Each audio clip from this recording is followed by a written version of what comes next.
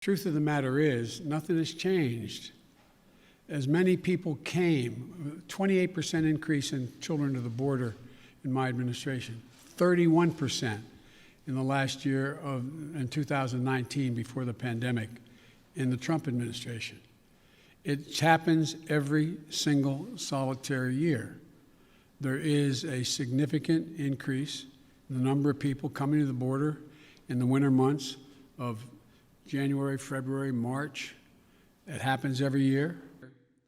The number has fallen below the pre-pandemic. The reason they're coming is that it's the time they can travel with the least likelihood of dying on the way because of the heat in the desert, number one. Number two, they're coming because of the circumstances in country.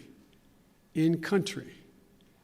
The way to deal with this problem, and I started to deal with it back when I was United States Vice President, putting together a bipartisan plan of over $700 million to do with the root causes of why people are leaving. What did Trump do? He eliminated that funding. He didn't use it. He didn't do it. And in addition to that, what he did, he dismantled all the elements that exist to deal with what had been a problem and has been continued to be a problem for a long time. And those who are coming across the border who are unaccompanied children were moving rapidly to try to put in place what was dismantled, as I said. For example, of all the children who are coming across the border, over 70% are either 16 or 17 years old. We're not talking about people ripping babies from mother's arms or little 3-year-olds standing on the border. Less than, I think it's 1.5% fall in the category of the very young. But no other country in the world has even come close. Not even close. And today, I went to, for example, I used all the resources available to me, went to the Defense Department, and the Secretary of Defense has just made available Fort Bliss, 5,000 beds. Be immediately available, 5,000 beds in the Texas border.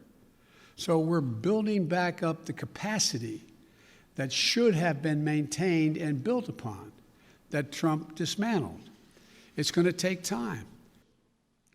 We met that goal last week by day 58, 42 days ahead of schedule. So what we're doing now is attempting to rebuild the system that can accommodate what is happening today. And I'd like to think it's because I'm a nice guy, but it's not. It's because of what's happened every year. Let me say one other thing on this. If you take a look at the number of people who are coming, the vast majority, the overwhelming majority of people coming to the border and crossing are being sent back. Thousands, tens of thousands of people who are over 18 years of age and single people, one at a time coming, have been sent back, sent home. We're sending back the vast majority of the families that are coming. We're trying to work out now with Mexico their willingness to take more of those families back. But that's what's happening. They're not getting across the border. Too many Americans out of work, too many families hurting,